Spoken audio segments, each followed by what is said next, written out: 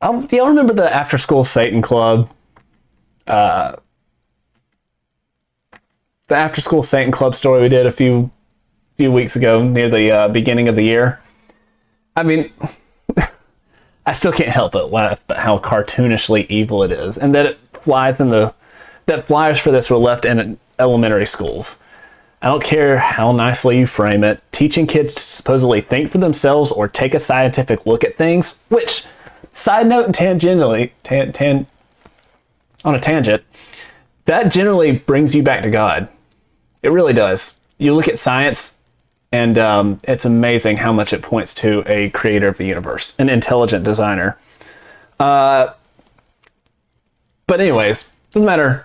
It doesn't matter how many pretty words you say. If you have Satan in your name, the After School Satan Club, if you have Satan in your name, you are wrong, and I truly hope you repent, because if you don't, I'm sure there will be an especially heated portion of hell for leading kids astray.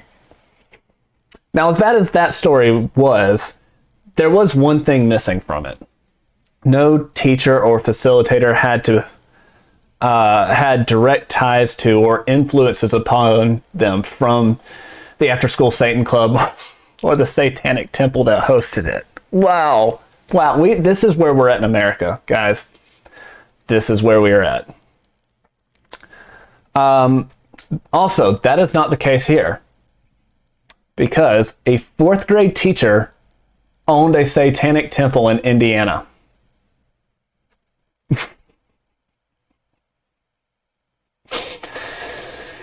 A 4th grade teacher owned a Satanic temple in Indiana. Makes you think where we're at and just how far the American church has dropped the ball. So going into this, I want to distinguish something very important here. The story itself is not funny. It's demonic evil before our very eyes and in our own country. If you know anyone from Indiana, they may have friends who have kids who are taught by this woman. And even if you don't, someone's kids are taught by this woman. Just think about that. We need to stop dropping the ball.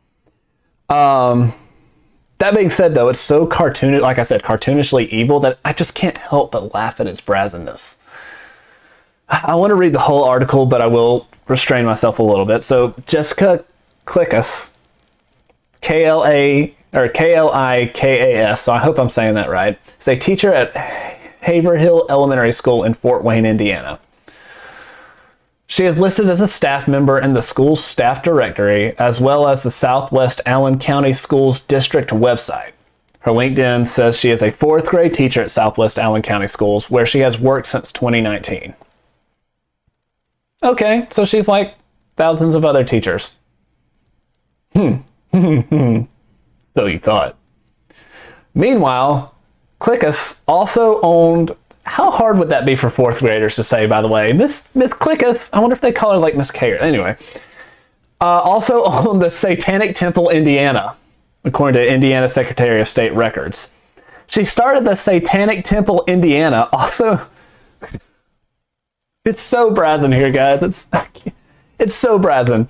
She started the Satanic Temple, Indiana, also known as Porta Infernum, translated from Latin to be Gate of Hell, LLC. In 2019, the month before she began working as a 4th grade teacher. Supposedly that LLC is dissolved, but she's still a part of this. She was in Instagram posts and tweets and all that were deleted by the Satanic Temple, Indiana. Porta Infernum. Wow. This is not subtle. So she gives the game away and how she named it.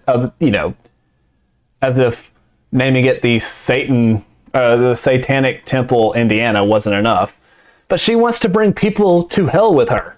Which begs the question, if she runs this, why would she then want to also teach 4th graders? I mean, the answer is obvious. It's perfectly obvious. A little bit further down, it's perfectly obvious why she wants to teach 4th graders while also running a Satanic temple that literally she named the gates of hell. It's obvious. If you can't put two and two together, I worry about you. So a little bit further down, defending their actions in hiring this woman, the school board says that as a public school corporation, our teachers are expected to teach the approved curriculum, and they are not to impose their personal beliefs on their students. Yeah, okay, I don't believe you. I do not believe you enforce this. At least not one way. The other way, maybe. But I do not believe you impose this, or you enforce this the other way. I just don't.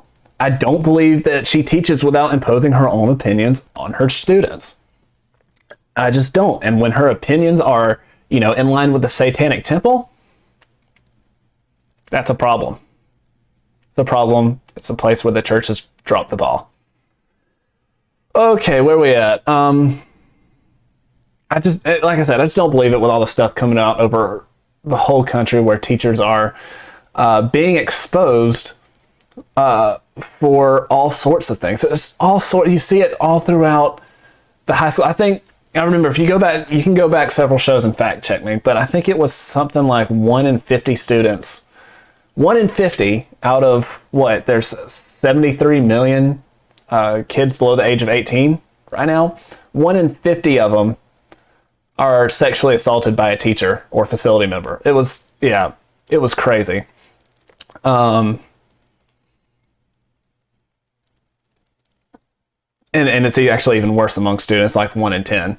So that's a crazy number of students right there who are being sexually assaulted in high schools. But the fact that 2% of students, 2% of 73 million is still a lot. All across the country are being assaulted for this, and I just don't believe that she's not pushing her views.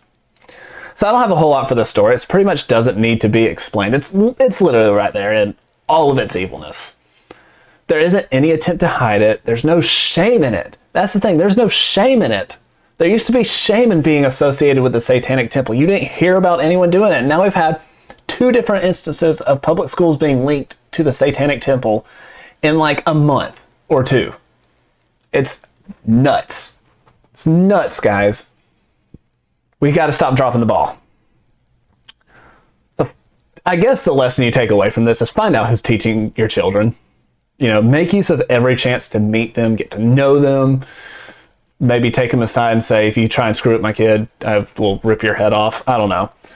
Don't do the last one, but get to know them. Hold your school boards accountable for who they hire. You have that power as a group of parents.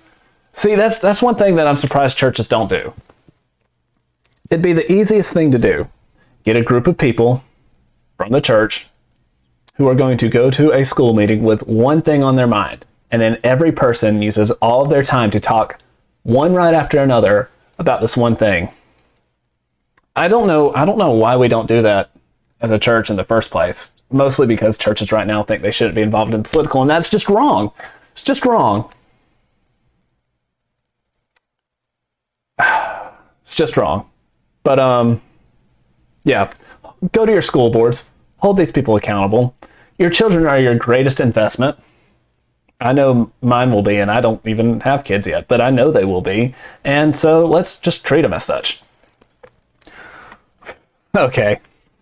There is one line, probably the funniest line out of a news article that I've ever seen.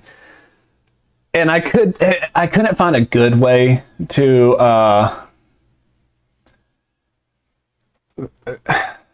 I couldn't not put this in because it's just, here we go. So this is directly from that article talking about the Satanic Temple. In 2019, the Satanic Temple, Indiana hosted an event called Menstruating with Satan, a donation drive to raise money for menstrual products to donate to charity. Menstruating with Satan. That's what they came up with. I promised myself I wouldn't make any jokes, and I'm not. Period. Moving on. Period. I did see a good question, and it says, it's difficult fighting for our right to religion. How does this make you feel as a Christian soldier? So, of course, as I may be called on to defend all of our rights. And as much as I don't like the fact that I'm not putting on the government to shut down the Satanic Church of Satan, the Satanic Temple of Satan, unless, they can prove that they're doing something highly illegal. If they're sacrificing children in there, you can't do that. I mean, you can if you're Planned Parenthood, but you can't if it's the Satanic Temple. That being said, as Christians, that we would allow this there, that we're not just absolutely refusing to do anything to have any commerce with people. Freedom of association is still a thing in America. And the fact that Christians have let themselves become so quiet that people feel okay letting this person be a fourth grade teacher shows where the American church is at right now. Another question was, how do you tiptoe along the line of keeping church and state separate while still fighting as a church? Simple. You show up. You push that line as far as you can. And eventually you'll feel pushback. But the church and state was supposed to keep us from having a full-on state religion. So, that's what they were running from when the first pilgrims came to America in a lot of ways, was a state-controlled religion. Having a church being a part of politics, having people's convictions when they go to vote, when they go to question politicians themselves, having a Christian focus is not blurring the lines between church and state, because we as a people don't have a right to be free from religion. It's when that church and state line is basically to keep the government from going, hey, you, I don't know, Muslims over there, you're either converting to Christianity, or we're either deporting you, or we're just going to shoot you. That's what that's for.